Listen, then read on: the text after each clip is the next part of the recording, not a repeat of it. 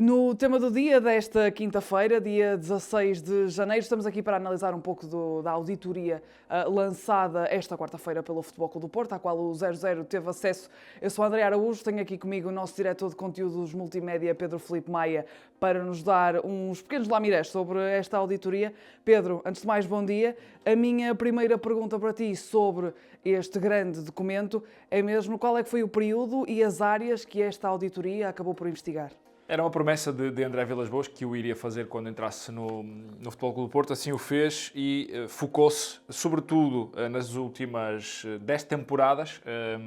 nomeadamente na bilhética. Começou por ser nas últimas duas, mas devido às conclusões que estavam a ser tiradas, o Futebol Clube do Porto decidiu alargar às últimas 10 temporadas.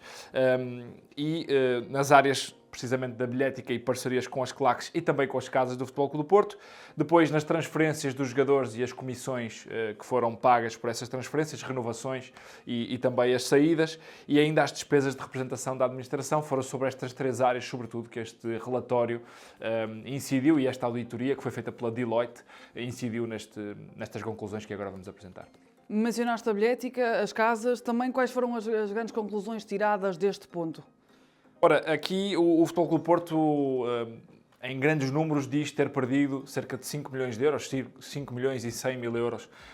nesta parceria e neste protocolo, sobretudo com os Super Dragões, mas também com as casas do Futebol Clube do Porto. Mas foi sobre o protocolo com os Super Dragões que esta auditoria foi mais dura, digamos assim, com a anterior administração, porque foram descobertas práticas pouco comuns e fora do protocolo que estava estabelecido com a CLAC, onde o Futebol Clube do Porto, inclusive, diz que o protocolo era pouco claro e que o emendou recentemente.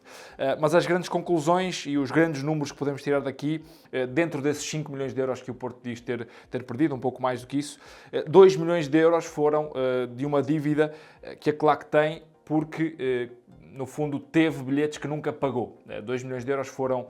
provenientes dessa prática.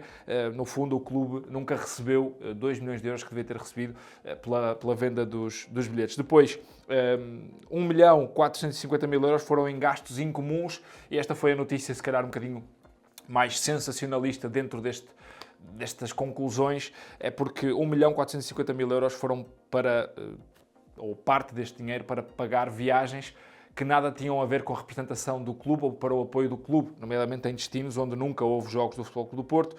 como Brasil, Cuba, Cancún e Maldivas, e essas viagens, segundo o relatório, foram pagas à direção dos Super Dragões, o que foi uma conclusão, obviamente, que surpreendeu o Futebol Clube do Porto. E depois, mais 1 milhão de euros em descontos sobre bilhetes e ofertas também, no somatório destas duas vertentes, nomeadamente bilhetes que foram vendidos abaixo do preço de mercado, digamos assim, ou abaixo do preço do protocolo, e também ofertas, nomeadamente o Porto refere a um jogo entre o Porto e o Barcelona, o ano passado na Liga dos Campeões, onde foram oferecidos bilhetes na ordem dos 300 mil euros à CLAC, porque a justificação é que coincidia com o aniversário da CLAC, num jogo que o Porto diz que era de grande relevância de bilheteira e que permitiria ao Porto encaixar muito dinheiro. As contas rondam os 300 mil euros de prejuízo para o clube. Estas são as grandes conclusões em relação à CLAC. Depois há ainda a parte das casas do Futebol Clube do Porto, onde o prejuízo é menor, digamos assim. Foram contas arredondadas, cerca de 200 mil euros que o Porto não encaixou, pela prática de, por exemplo, venda de bilhetes acima do protocolado. O Porto tem protocolado, segundo o relatório, 2.500 bilhetes por casa do Futebol Clube do Porto, e eram vendidos muito mais bilhetes às casas, e muitos deles, depois a revenda não chegava ao clube, o dinheiro não chegava ao clube. Portanto, este processo, segundo o Futebol Clube do Porto, acabou por lesar os Dragões em cerca de 200 mil euros, contas feitas dentro deste ponto, 5 milhões de euros que o Porto não encaixa. Deixando agora este tema um bocado de parte e passando para a equipa principal, também foram várias as conclusões desta auditoria sobre transferências dos jogadores. Quais é que foram essas conclusões? Mais uma vez, apresentando já os grandes números, o Porto, entre as transações, as comissões pagas a empresários, comissões de renovação, comissões de transferência, todas estas movimentações, o Porto diz ter perdido, segundo este relatório, 50 milhões de euros em compra e venda de jogadores. Vou-me socorrer aqui da cábula porque são muitos pontos, mas vou dar aqui alguns exemplos, tendo por base que o Porto e o relatório da Deloitte têm por base as boas práticas FIFA, que dizem que para venda e compra e venda de jogadores, os intermediários têm o direito no máximo a 10% do valor e para as renovações 3%. Ora, tendo em conta estes números de referência, o Futebol Clube do Porto, em 10 temporadas, transacionou 158 milhões em comissões, 38 dos quais foram acima dos valores de referência. Vou dar um exemplo. Éder Militão e Mbemba tiveram como comissão, cada um deles, não o jogador, mas o agente, 3 milhões de euros para que eles pudessem jogar no Futebol Clube do Porto e, segundo o relatório, quase 2 milhões e 500 mil euros foram acima da prática comum do mercado e são dois dos exemplos que depois estão enumerados neste relatório, que são variados. Foram investigadas 55 transferências relevantes para o clube, assinaladas pelo clube como relevantes, muitas delas por suspeitas de favorecimento a empresários amigos, digamos assim, amigos entre aspas, empresários próximos do clube, etc. 35% destas transferências foram apenas para 3 entidades e dentro destas 3 entidades está a Gestifoot de Jorge Mendes, a empresa de Pedro Pinho, que beneficiou em 14 milhões de euros de transferências, Jorge Mendes em 31 e Giuliano Bertolucci em 10 milhões de euros, ou seja, uma grande fatia, 35% foram apenas para estes 3 agentes, o que, segundo o Futebol Clube do Porto, nas conclusões que tira naquele relatório, são práticas pouco éticas, digamos assim. Muitas destas transferências não tinham qualquer suporte de scouting, ou seja, foram feitas das 55 entradas, 41 não tinham qualquer suporte de scouting, não tinham uma recomendação. Obviamente este ponto pode ser rebatido porque é conhecido, Sérgio Conceição, por exemplo, gostava de observar jogadores e muitas contratações foram feitas por jogadores que performaram bem contra o Futebol Clube do Porto e depois viriam a ser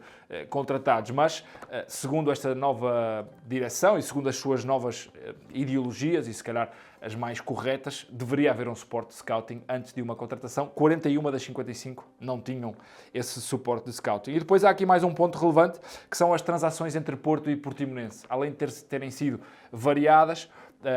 este relatório incidiu sobre várias delas. Vou dar o exemplo de alguns nomes conhecidos, como o Manafá, sobretudo, Samuel Portugal também, mas há outras, como Bruno Costa, que fez os 2 caminhos, também Gleison, Moussa e Yaya, que jogaram na equipa B. E dando aqui um exemplo, o Porto terá pago, sobretudo nos casos de Manafá, de Samuel Portugal, um valor acima do mercado pelo jogador, pagou a mais, e depois muitos destes casos saíram ou abaixo do valor de mercado ou a custo zero, o que para o Futebol Clube do Porto representa aqui, obviamente, um prejuízo nas contas do clube. Todos estes pontos somados, o Porto estima que perdeu mais de 50 milhões de euros em todas estas trocas. Existiu igualmente um ponto dedicado às despesas de representação da antiga administração do Futebol Clube do Porto. Que detalhes é que também foram revelados nesta auditoria? Dentro desta auditoria, e mais uma vez no período de 10 temporadas estudadas, digamos assim, por esta auditoria da Deloitte, o Porto estima ter perdido cerca de 3,6 milhões de euros em irregularidades ou em despesas que não estavam dentro do protocolo das representações da administração ou sem qualquer fatura, por exemplo, sem qualquer justificação. Todas estas irregularidades ao longo de 10 anos levaram o Porto a pagar 3,6 milhões de euros a mais do que deveria ter sido pago dentro dos protocolos que há para as representações da administração. Ora, este relatório diz que, por exemplo, parte significativa destes 3 milhões, cerca de 1 milhão e 100 mil euros, foram para uso pessoal dos seus administradores, nomeadamente com viaturas que representam este tal 1 milhão e 100 mil euros para viaturas que eram depois para uso pessoal ou familiar dos administradores, segundo o relatório, obviamente. 700 mil euros em refeições não justificadas ou sem justificações objetivas, segundo o relatório diz, e mais 700 mil euros em viagens não relacionadas com a atividade do clube, por exemplo, e cerca de 70 mil euros num ponto surpreendente, que é a joalharia e relojoaria. um ponto que também foi bastante visado e que permite concluir no relatório que poderá ter sido aqui uma gestão menos profissional ou até danosa para o clube, dado que estes gastos não estavam dentro dos protocolos e careciam de justificação e até, muitas vezes, de faturas que justificassem estas representações. Na última pergunta que eu tenho para ti neste tema do dia é como se fosse um voltar ao início, que no fundo é o que é que quis esta direção do Futebol Clube do Porto, a administração de André Vilas-Boas, mostrar com esta auditoria?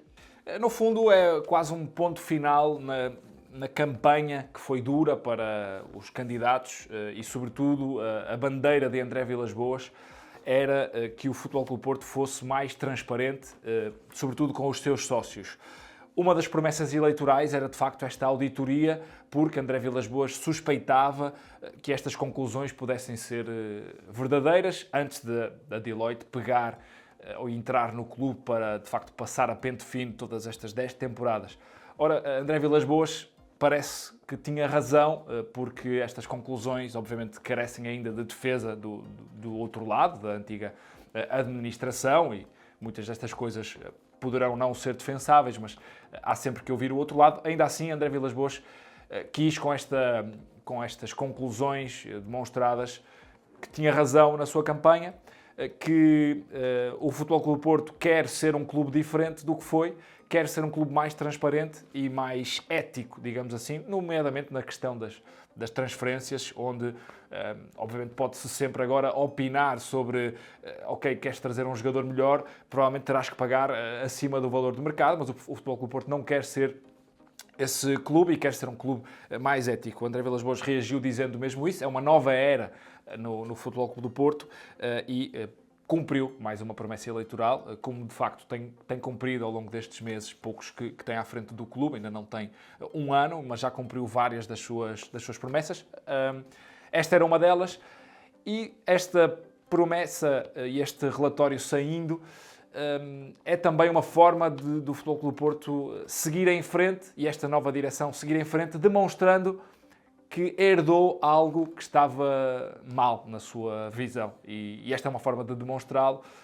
com factos, e os factos estão aqui neste relatório apresentado no dia de quarta-feira. O tema do dia está disponível em todas as plataformas de segunda a sexta-feira e já que o nosso tema do dia de hoje foi o Futebol Clube do Porto, há ainda um novo episódio de Destino Saudade a relembrar José Maria Pedroto e também no 00 uma entrevista exclusiva com Joel Robles, guarda-redes do Estoril Praia.